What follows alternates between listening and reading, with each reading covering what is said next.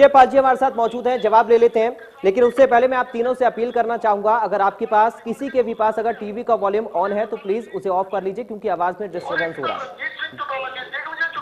जी विजयपाल जी, विजयपाल जी। हाँ जी जी जी अभय चौटाला ये कह रहे हैं कि ये जो जीत का मार्जिन है ये और बढ़ सकता था, बीजेपी ने हॉर्स ट्रेडिंग की है, पैसे का इस्तेमाल किया है।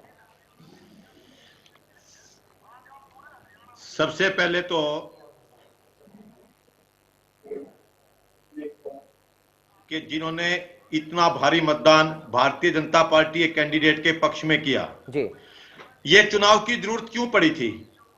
ये चुनाव की जरूरत अभय सिंह चौटाला के व्यवहार की वजह से, किसानों ने उनका इस्तीफा मांगा नहीं, किसानों ने उनका इस्तीफा स्वीकार नहीं किया। जो कृषि कानून आज तक इस देश में लागू ही नहीं हुए, ये पहला मामला है जिसमें सुप्रीम कोर्ट में स्टे है, उसके बाद वो आए। लेकिन सबसे पहले तो मैं इलाहाबाद की जनता का बधाई भी देता हूं और धन्यवाद भी करता हूं कि उन्होंने विपरीत परिस्थिति के अंदर वोट दी। इन्होंने किस प्रकार से अपने कार्यकर्ताओं को, बीजेपी के लोगों को वोट मांगने से भी रोका गया। और आज मैं आपके सामने एक बात रखना चाहता हूं। ओंकार सिंह जी बैठे हैं, चौधरी अभय सिंह चौटाला जी, जिस प्रकार का अब मैं इसको रोना धोना कर रहे हैं कि इतना कम मार्जिन है, ये उनकी नैतिक हार है, ये उनकी जीत नहीं है, ये खुद भी स्वीकार कर रहे हैं। कभी ओंकार जी थोड़ा सा रुक जाइए सर, ओंकार जी मैं थोड़ा सा रुक जाइए, मैं आपके पास आऊंगा, एक बात पूरी हो जाए विजयपाल जी की। और जी इनके अजय सिंह चौटाला जी की स्टेटमेंट से, ओंकार सिंह की स्टेटमेंट से ये प्रतीत होता है कि इनकी ये आंकड़ों में जीत तो हुई है, लेकिन इनकी नैतिक हार हुई है। इनको उम्मीद थी कि बहुत जनता वोट से जाएगी। इस चुनाव के अंदर राकेश टिकैत जी आए थे, जिन्होंने कहा था कि झोड़ा पंचायत के बीच में रखकर सवाया करके देना, जिन्होंने अभय सिंह के लिए इनडायरेक्ट रूप से वोट मांगी थी। और इस पंचायत ने सवाया करने की बजाय उस वोट को निकाल लिया, उस जोड़े में से सामान निकाल के अपने पास कर लिया। गुरनाम सिंह चडूनी जी आए थे कांग्रेस के लिए वोट मांगने के लिए, और उसकी जमानत जब्त करा के चले गए।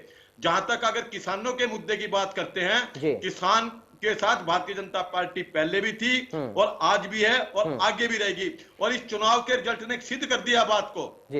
10% वोट 2019 में जितना वोट बीजेपी को मिला था, उससे 10% वोट ज्यादा इस समय बीजेपी के कैंडिडेट को मिला है। ये छोटी बात नहीं है। अब इनको अपने अंदर झांकना चाहिए। ये जो इलाहाबाद की जनता के ऊपर थोपा हुआ चुनाव, मुद्दा विहीन, जिसके ऊपर कोई इन्होंने, किसानों ने इनको ऑन भी नहीं किया जब ये स्टेज के ऊपर गए।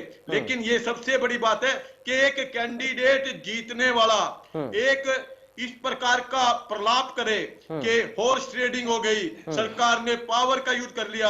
अरे ये अहंकार का और इलाहाबाद की जनता के बीच में, ये विकास के बीच में चुनाव था, और जिसके अंदर इलाहाबाद की जनता ने बहुत अच्छी वोट दी। इसके लिए धन्यवाद करते हैं हम इलाहाबाद के वोटर का। ठीक है।